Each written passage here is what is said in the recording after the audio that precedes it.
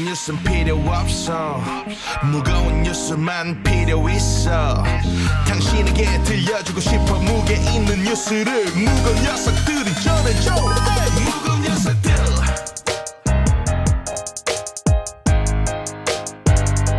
무거운 녀석들.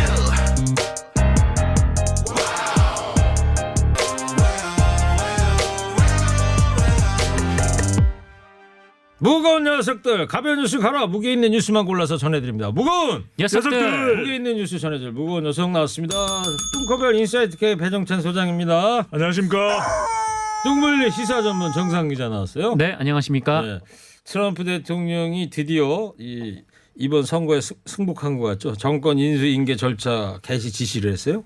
그러면서 백악관은 내가 떠나지만 패한 건 아니다. 예? 이런 네. 또 어록을 남기고 네. 예, 술은 마셨지만 음주운전 안 했다. 뭐 비슷한 거 아니겠어요? 아 정말 트럼프는 보통 사람이 아닌 것 뒤끝이 같아요. 좀 있는 네. 것 같아 네. 이분이. 근데 승복 같은 불복인지 불복 같은 승복인지. 그 노래 제목으로 좋겠다. 네. 어제도 좌고우면 또 어록을 남긴 정상근 기자인데. 최고입니다. 근데 유튜브에 정상근 기자 살 빠졌다고 걱정해 주시는 분들 많이 계신데. 네. 걱정할 정도는 아니, 아닙니다. 그, 네. 어제 사탕도 안 주셨잖아요. 그러니까 살이 오늘은 빠지죠. 좀 두 분 잘할 때 그때 사탕 드리도록 할게요. 어제 깜빡했어요. 네. 기다리겠습니다. 예. 자, 청취자 여러분 코너 끝에 방송 잘 듣고 계시면 금세 맞힐 수 있는 무게 있는 퀴즈 준비되어 있고요. 따뜻한 커피 쿠폰 준비되어 있습니다. 자, 공수처장 추천 관련 논의를 좀 이어가도록 할 텐데 네. 어제 그 박병석 국회의장 중재로 여야가 좀 만나긴 했는데 네. 어떻게 좀 소득이 좀 있었어요? 네, 김태년 민주당 원내대표, 주호영 국민의힘 원내대표가 만났는데 두 사람이 그 협의를 했거든요. 근데 고성이 나올 정도로 그 협의가 좀 격렬하게 이루어졌다라고 합니다. 소리를 막 질렀다. 네, 1시간 동안 이어졌는데 결론은 이 공수처장 추천위 회의를 다시 여는 걸로 결론은 그렇게 이거 났습니다. 언제 하기로 했어요? 내일 하기로 했고요. 내일? 네, 내일 오후 2시 이후부터 하기로 했는데 이 회의를 앞두고 오늘 김태년 원내대표하고 이 주호영 원내대표가 다시 또 비공개로 모여서 이 공수처장 후보 추천과 정기국회 현안을 좀 논의를 할 예정이라고 합니다. 네.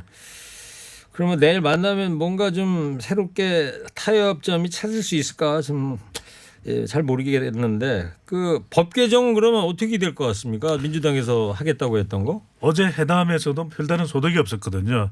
더불어민주당 입장은 그렇습니다.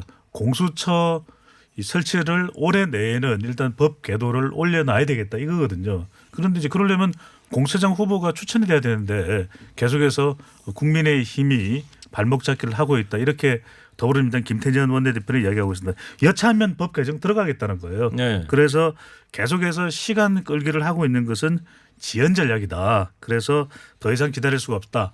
법 개정에 이제 시간이 없기 때문에 속도를 내겠다는 것이고요. 네. 내일 또 추가적으로 뭐 오늘도 그렇고 논의를 하겠다 그러지만 여차하면 또 이게 지연 작전이 계속되면 내일 법사위 법안 소위가 있습니다. 바로 이 법 개정 심의도 들어갈 수도 있다. 이런 이야기를 김태년 원내대표는 하고 있습니다. 어떻게 전망이 됩니까? 그래서요?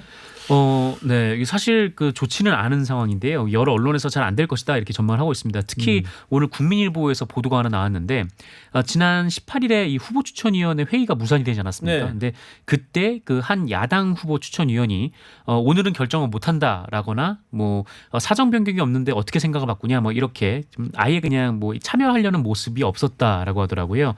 그래서 심지어 이제 자신들이 추천한 후보에게도 이 투표를 행사하지 않았다라고 하는데 이런 분위기라면 이 사실상 뭐 그 어렵지 않겠느냐. 네. 당시 후보 추천위원회에서도 그래도 한번 끝까지 가보자라고 했는데 이제 그것도 잘 안 된 그런 상황이다 보니까 다시 회의가 열려도 좀 후보 추천은 좀 어려울 거다 이런 전망이 좀 우세합니다. 근데 네. 상식적으로 이해가 안 되는 게 무겁당이 있었다면 일이 이렇게 되지는 않았을 거다. 왜냐하면 국민의힘도 추천을 했지 않습니까? 공수처장 후보를. 네. 그렇다면 최선이 아니면 차선인 거죠.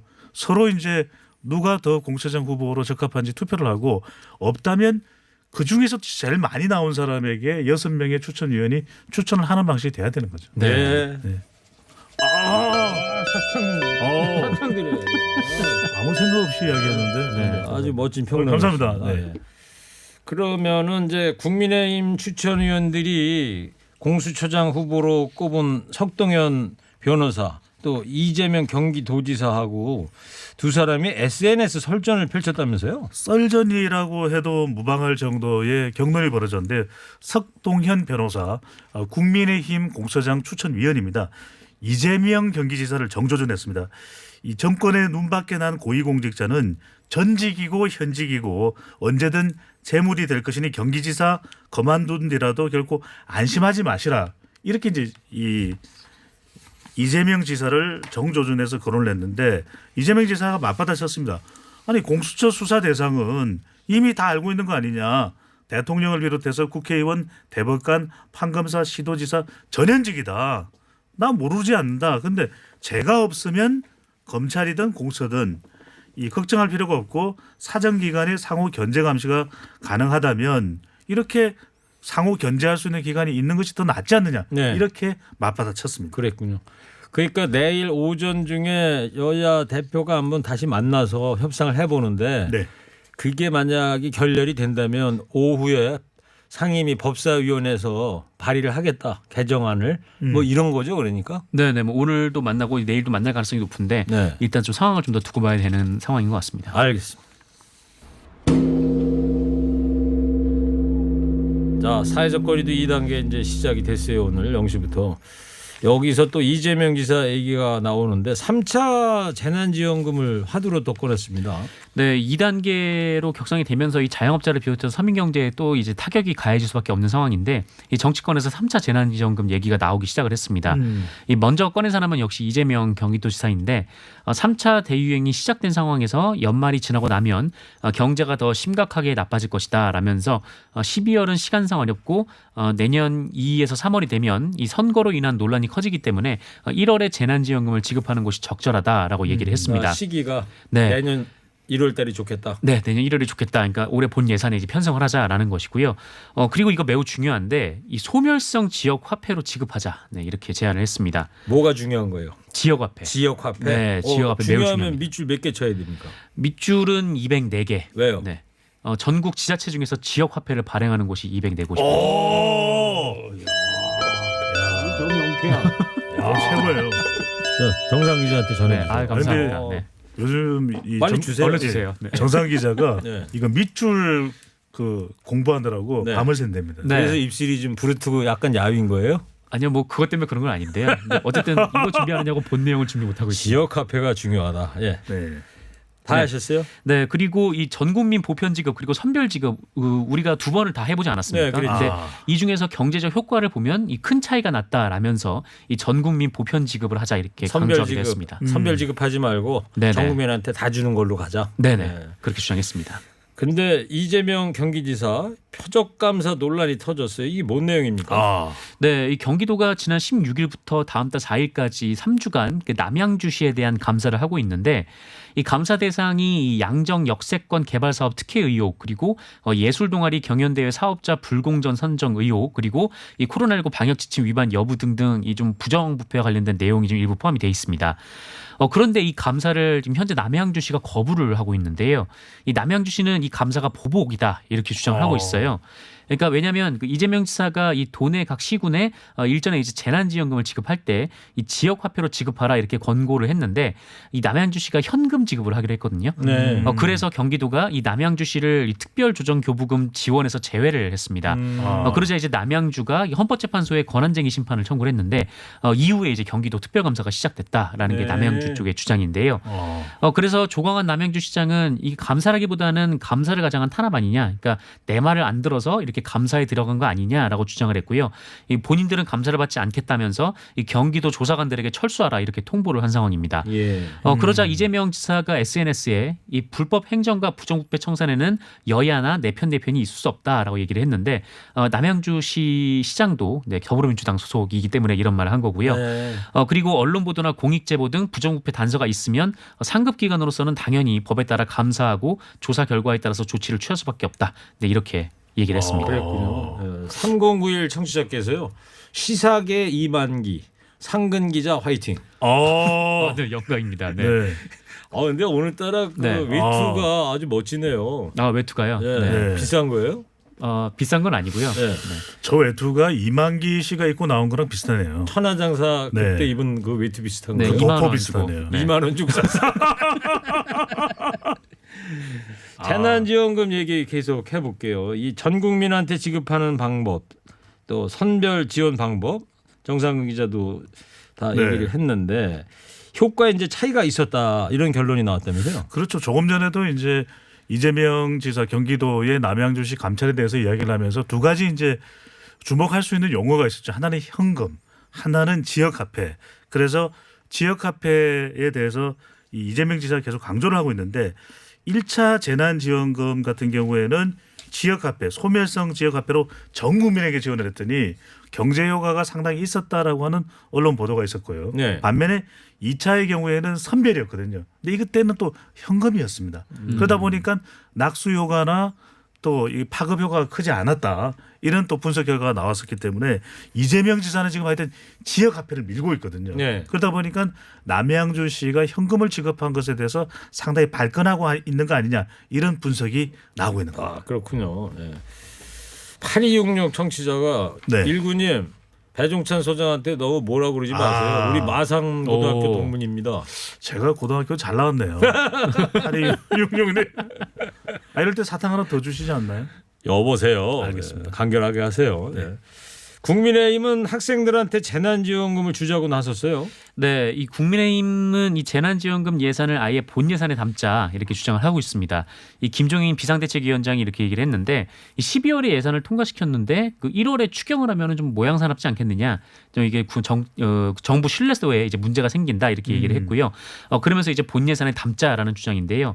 여기에 덧붙여서 오늘 국민의힘이 이 3조 6천억 원을 더 편성을 해서 이 택시 그리고 실내체육관, PC방 등 피해 업종 그리고 이 초중고 학생들에게 돌봄 지원금을 주자. 네, 이런 입장을 밝혔습니다. 네, 그랬군요.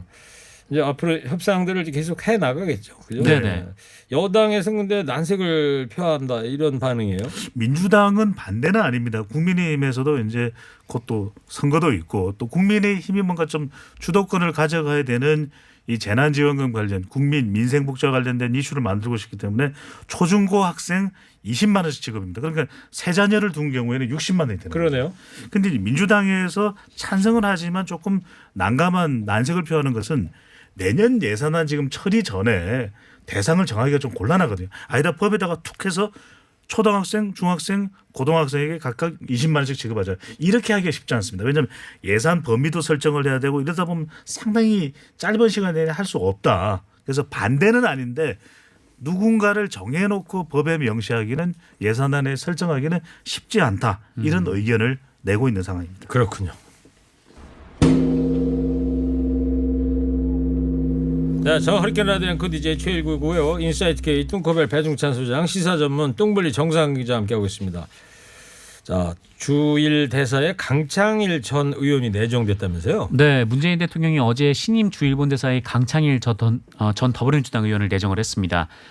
일본 동경대학교 석박사 학위를 받고 또 학계에서 오랜 기간 일본에 대한 연구한 역사학자라면서 이 4선 국회의원 경력의 정치인으로 의정활동 기간 한일의원연맹 간사장 그리고 회장을 역임한 일본통 이렇게 평가를 했는데요. 네. 이를 통해서 이 경직된 한일 관계를 풀기를 좀 기대한다라는 입장을 밝혔습니다. 일본통이군요. 네, 완전히 일본통입니다. 예. 서울대 국사학과를 나오고 일본 도쿄대 역사 석박사 학위를 받았거든요. 네. 그러니까 이름도 강창일 일이 들어갑니다. 그래서 이 강창일 전 의원에 대해서 저도 좀 분발해야죠. 네. 네. 하세요. 네. 강한 창이 될 일본통 이렇게 또 불려 왔지는 않았지만 제가 지금부터 부르겠습니다. 얼마나 이제- 연구를 많이 하셨으면 머리 지가 납니다. 이름까지도 다 이렇게 삼행시를 지어갖고 네. 달고나 사탕을 제가 또 달고나. 특별히, 네. 한 번에 두 개씩 달고나. 추척하는 경우는 오늘이 처음인 것 네. 같습니다. 그러고 이제 보면 좀- 최일구 앵커도 일본통이네요. 적당히 하시죠. 네. 그런데 이제 뭐라고 이야기를 하고 있냐면 강창일 내정자가 또 문재인 대통령과도 아주 가깝습니다. 그만큼 또 한일 외교를 풀어나갈 수 있는 적임자라고 하는 평가를 받는데 두 가지입니다. 지소미아는 일본이 좀 힘들어하는 것이기 때문에 이걸 한국이 계속해 나가는 대신에 일본도 이제 그만해라, 수출 규제 풀어라, 이 두 가지를 한꺼번에 풀자, 동시에 풀자, 이런 입장을 가지고 있습니다. 지소미아가 하도 또 옛날 작년 얘기라 그 한일 군사 정보 보호 그렇죠. 협정 뭐 네네. 그런 거죠. 교류 협정이죠. 서로 간의 교류를 군사 정보 안보와 관련된 부분을 이제 교류할 수 있는 것인데 일본은 우리가 아주 이제 북한과 관련된 정보를 더 잘 파악할 수 있는 위치에 있기 때문에 이게 이 정보를 목말라 하고 네. 우리의 경우는 사실 소부장을 통해서 소재 부품 장비를 많이 국산화했습니다. 그럼에도 불구하고 일본과 언제까지나 닫혀 있는 관계로만 갈 수는 물론 일본이 밉죠. 하지만 이걸 동시에 풀 수 있는 적임자는 일본을 잘 알고 있는 강창일 아니겠느냐는 네. 이야기는 강창일 내정자 한 삼행시가 어떻게 된다고요? 강한 창이 될 일본통. 일본 반응은 어때요? 일본 주요 언론들이 이 소식을 속보로 타전을 했는데요. 그랬어요? 네네. 이 교도통신은 그 일본통으로 잘 알려진 강창일 전 의원이 내정됐다라고 전하면서 이 한일 관계를 개선하려는 문재인 대통령의 의사가 반영됐다 이렇게 보도를 했고요. 그리고 니혼게이자이 신문도 이 강창일 내정자의 그 일본 정계 인맥에 좀 부각을 하면서 문재인 대통령이 악화된 한일 관계를 개선하기 위한 이 환경 만들기 차원으로 보인다라고 분석을 했습니다. 네. 그리고 마지막으로요. 네. 그 아베 총리에 대해서 일본 검찰이 수사를 시작했다. 이게 뭔 얘기예요? 일본 검찰이 이 아베 전 총리를 향해서 칼을 빼들었습니다. 계속 이 스캔들로 논란이 됐던 이슈 중에 하나입니다.